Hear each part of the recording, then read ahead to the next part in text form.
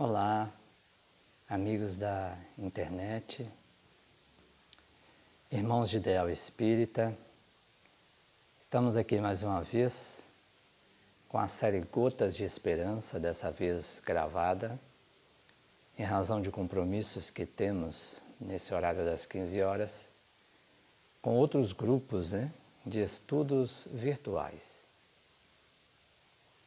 Então nós vamos fazer o nosso comentário de hoje, é o capítulo 5, do livro Deus Sempre. É um livro extraordinário, que eu recomendo a todos. As lições dessa obra de Emmanuel assemelham-se a postos de repouso em nossa jornada de retorno a Deus, mostrando que Ele nos acompanha nessa jornada evolutiva de retorno à casa paterna, passo a passo. É um livro maravilhoso.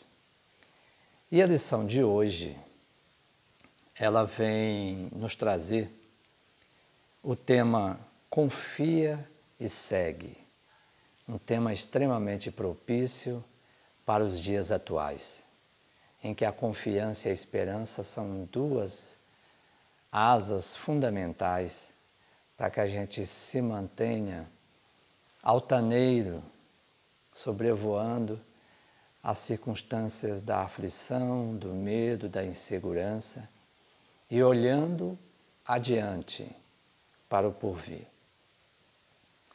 Diz Emmanuel assim: segue fazendo o bem. Deus te guarda e te inspira. Quem mais caminha à frente é sempre quem mais serve.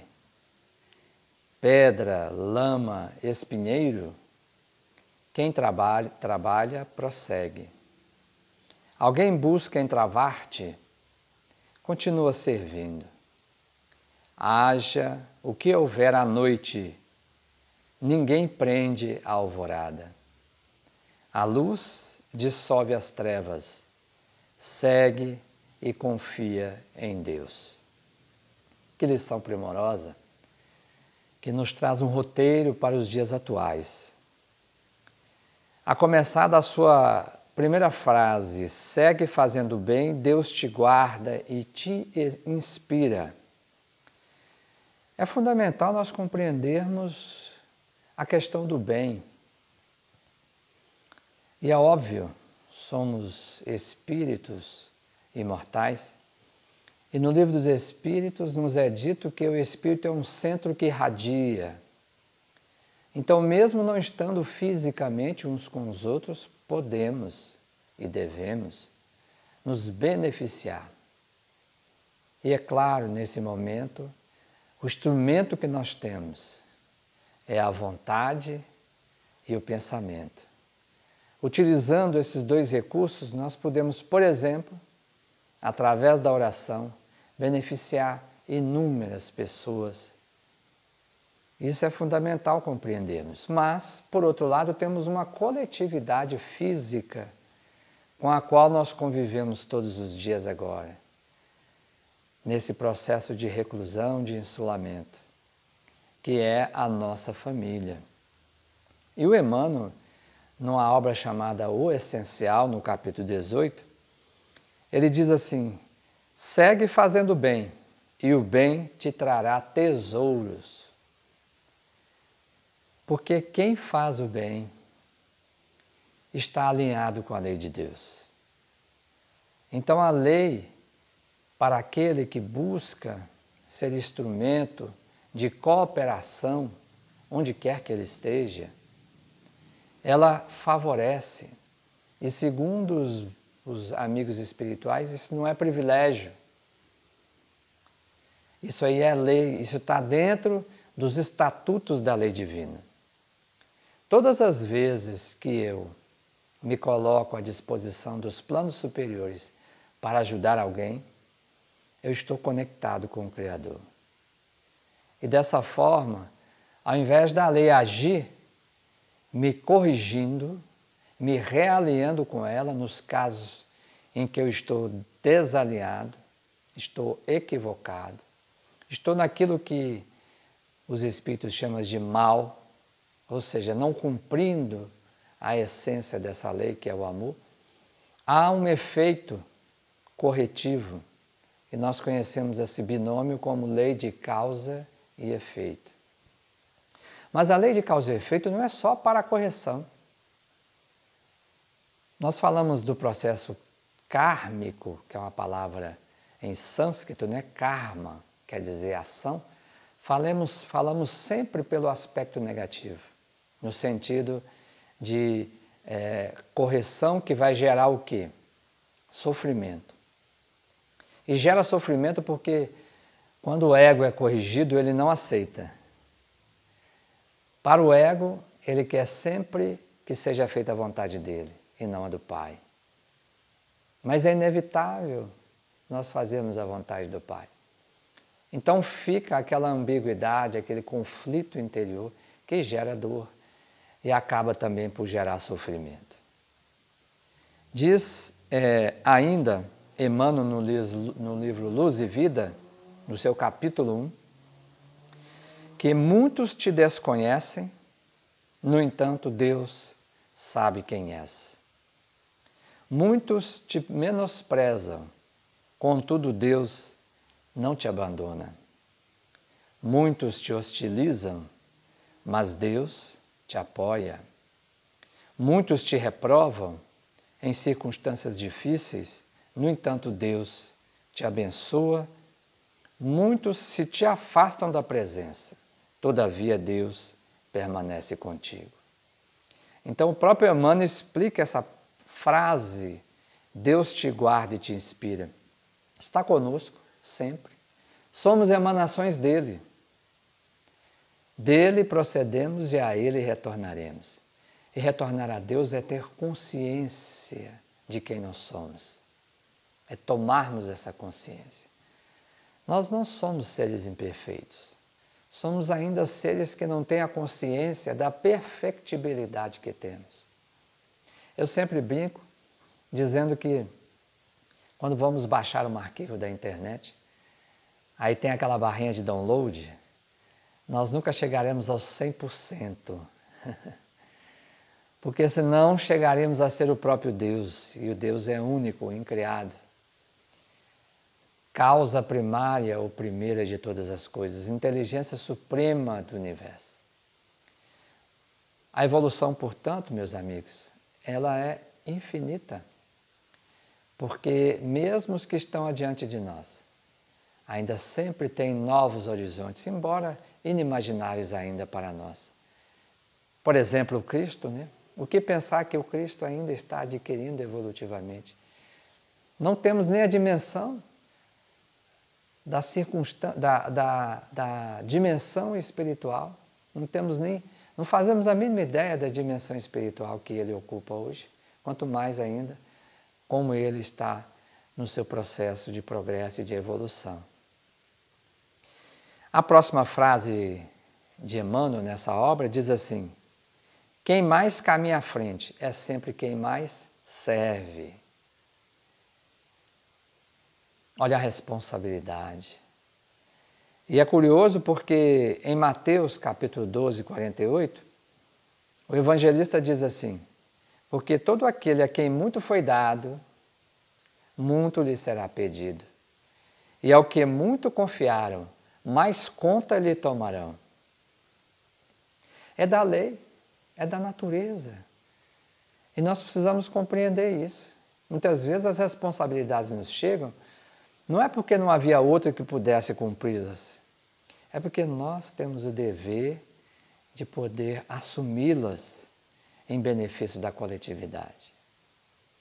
Não existe fardos pesados, além do que os ombros conseguem carregar. Às vezes estamos com grandes tarefas no seio da família, grandes responsabilidades. Vamos nos regozijar por isso, porque o Criador, certamente, nos sondando intimamente, vê que já somos capazes de realizar tarefas de maior responsabilidade. Assim é em todas as circunstâncias da vida. E dela não podemos fugir, dessa responsabilidade. Diz André Luiz no livro Estude e Viva, no capítulo 42, que não há vida sem responsabilidade. Todo ser tem direitos e obrigações. Olha aí. Todo ser tem direitos e obrigações. E diz-nos os benfeitores espirituais que quando estamos de posse desses direitos, ou seja, desses deveres, dessas obrigações, quando cumprimos o nosso dever para conosco, para com os outros e para com a vida, nesse cumprimento já está implícito os nossos direitos. Não precisaríamos nem pedir. Mas a nossa condição espiritual ainda é muito infantil, é muito acanhada. E às vezes a gente acha que temos que desatar um petitório, quando bastava cumprirmos as nossas obrigações. Isso está na lei, de causa e efeito. E no livro Ceifa de Luz, no capítulo 11, Emmanuel diz assim: a responsabilidade deve ser recebida e não provocada. Vamos aceitar as responsabilidades, principalmente nesse momento que estamos no seio da família, que nos foram destinadas. É muito comum agora nós termos que repartir as atividades dentro de casa. Muitos lares que tinham as suas secretárias, elas já não podem mais transitar, ir e vir, ou pelo menos não deveriam estar fazendo isso. Então nós que estamos dentro, o núcleo familiar que está dentro do lar, precisa assumir tarefas para manter a limpeza, a arrumação, a organização, não é? E muitas vezes a tarefa que nos é dada, por vezes, não gostamos. Não porque não tenhamos habilidade para fazer, mas porque gostaríamos de estar fazendo as coisas que nos agradam. Mas é necessário para o bem coletivo da família. Então é fundamental assumirmos essas tarefas.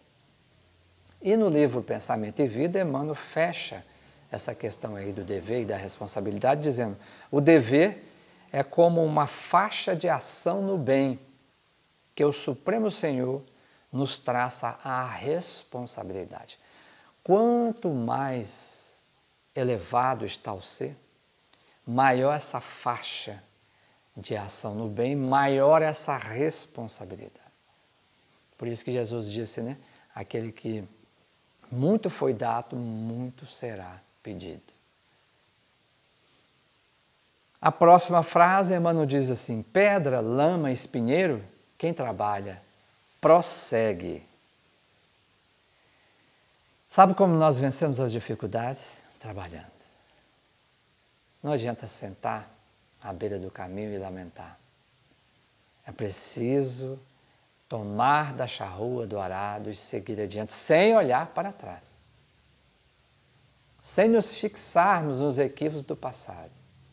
Então, agora que nós estamos tendo essa oportunidade de refletir sobre nossas vidas, vamos trabalhar sim, dentro da nossa casa, auxiliando a nossa família nos afazeres domésticos, mas vamos trabalhar dentro de nós.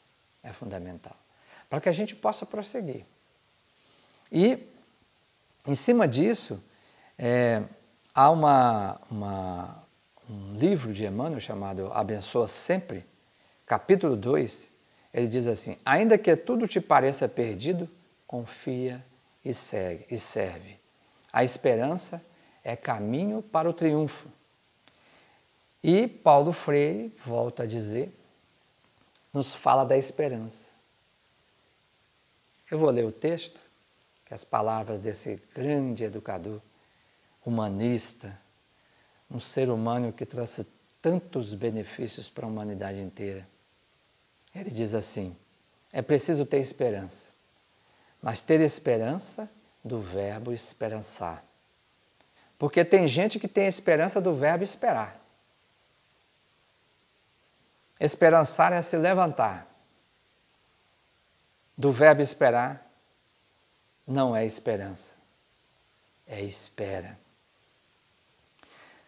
Esperançar é se levantar, esperançar é ir atrás, esperançar é construir, esperançar é não desistir, esperançar é levar adiante, esperançar é juntar-se com outros para fazer de outro modo. Que maravilha! É isso que a humanidade está fazendo, criando um novo conceito de esperança, uma esperança ativa, que não fica à frente da TV lamentando os fatos que estão ocorrendo, mas que toma para si a sua responsabilidade de ser a mudança que queremos ver no mundo e muda a si mesmo. Quem faz isso está trabalhando e quem trabalha prossegue, segundo Emmanuel. Alguém busca entravar-te, continua servindo. Nós vamos encontrar as dificuldades do caminho, inclusive naqueles que estão conosco. E por isso vamos desistir de tudo? Ficarmos acabrunhados? Não.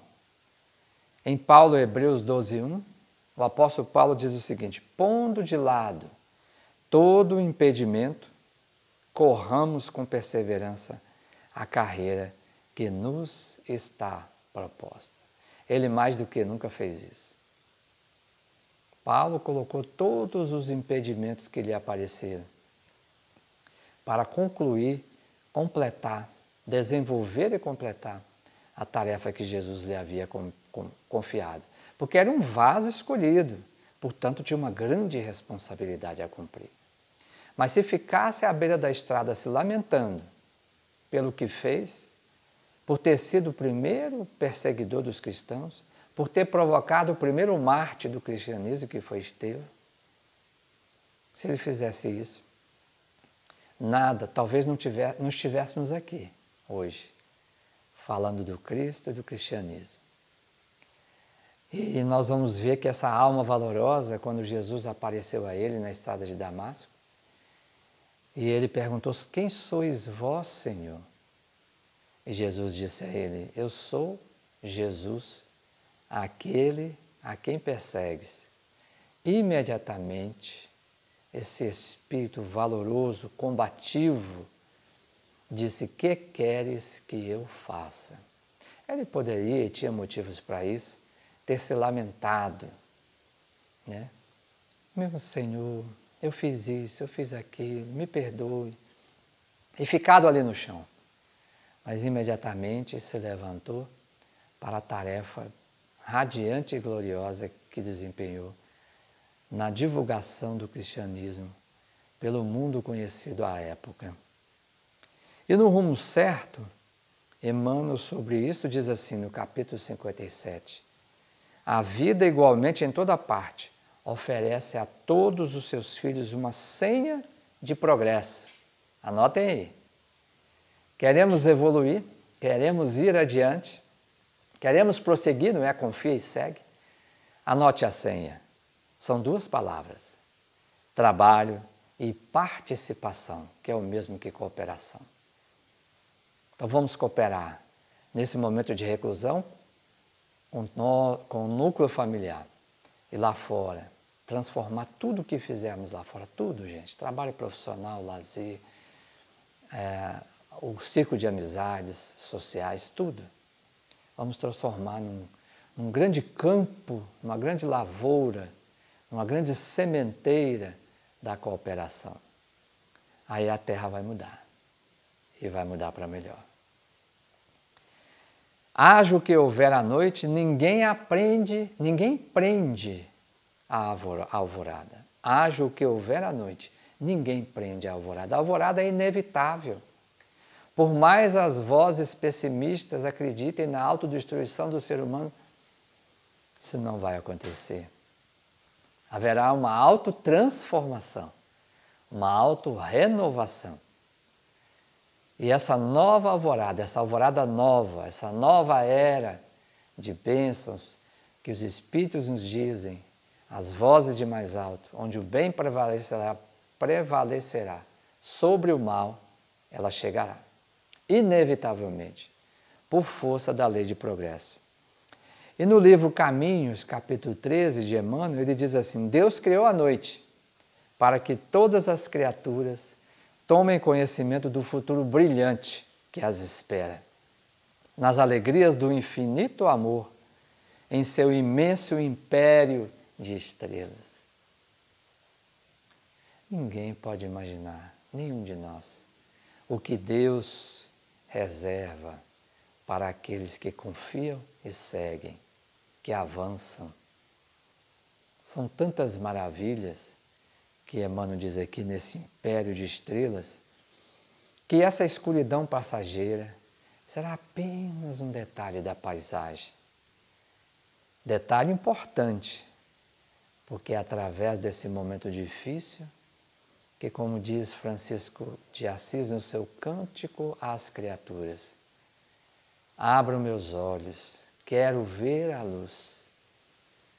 Abrir os olhos requer esforço, perseverança, renúncia, sacrifício, para que a gente venha a ter aqueles olhos que Jesus falava, olhos de ver.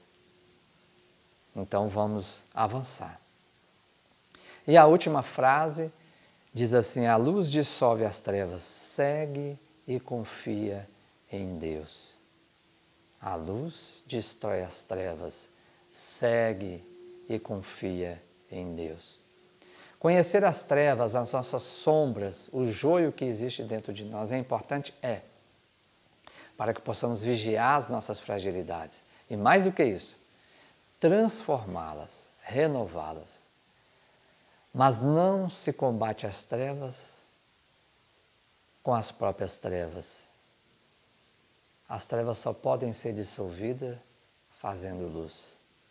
É isso que Emmanuel está nos convidando. E Paulo, Efésios, capítulo 5, versículo 8, Paulo diz: porque noutro tempo erais treva, mas agora sois luz no Senhor. Andai como filhos da luz. A treva era a ignorância acerca de quem somos. Ainda estamos tentando despertar para compreender a verdade, aquela verdade que Jesus disse que liberta. Mas somos filhos da luz. Gente, essa frase é impactante de Paulo. Somos filhos da luz. E como tal devemos viver. Mas Jesus disse: vós sois a luz do mundo, porque ele sabia que éramos filhos da luz. Mas logo em seguida ele diz: faça brilhar a vossa luz. É preciso esforço para eliminarmos a ignorância, que são as trevas, que obscurecem nossa compreensão acerca de quem nós somos, de onde nós viemos e para onde vamos. Palavras de vida eterna, finalizando, capítulo 31, Emmanuel diz assim: não te resignes aos hábitos das trevas. Nós somos filhos da luz. Mas clareia-te por dentro, purificando-te sempre mais, a fim de que a tua presença irradie em favor do próximo a mensagem persuasiva do amor, para que se estabeleça entre os homens o domínio da eterna luz. A luz que nós queremos ver no mundo começa a partir de cada um de nós. Nós devemos e podemos acender essa luz interior. Essa chama, o combustível dela, se chama caridade, amor, resignação, sacrifício. E principalmente o pavio que a faz acender é a renúncia. Não há prova de amor maior, segundo o próprio Cristo, do que doar a vida ao irmão. E a gente pensa que doar a vida ao irmão é morrer fisicamente por ele. Não. Porque nós não morremos, somos seres imortais. Jesus é além nessa afirmativa. Ele quis dizer que doar a vida ao irmão é doar-se ao longo de toda a existência em favor do outro. Doar do nosso tempo, doar da nossa atenção, doar do nosso carinho, doar do nosso afeto, doar da nossa amizade, doar da nossa fraternidade, do ar do nosso amor. E eu separei aqui, já finalizando, uma leitura breve desse pequeno grande livro, Minutos de Sabedoria, Carlos Torres Pastorino. Esse aqui está antigo, né? Me acompanha desde 1984, um presente da grande amiga que mora em Belo Horizonte, Dona Lete. E Pastorino escreve assim: tenha fortaleza de ânimo para resistir a todos os embates e tempestades do caminho. Não se iluda, mesmo a estrada do bem está cheia de tropeços e dificuldade. Continue, porém. Não dê ouvido às pedras colocadas pela inveja, pelo ciúme, pela intriga. Marche de cabeça erguida, confiantemente, e vencerá todos os obstáculos da caminhada. E se for ferido, lembre-se de que as cicatrizes serão luzes que marcarão a sua vitória. Sairemos dessa situação com as marcas do Cristo, como diria Paulo de Tarso. E nos sentiremos felizes de poder termos testemunhado, porque Ele testemunhou a própria vida por amor a todos nós. Muita paz, saúde e alegria a todos e até o nosso próximo encontro.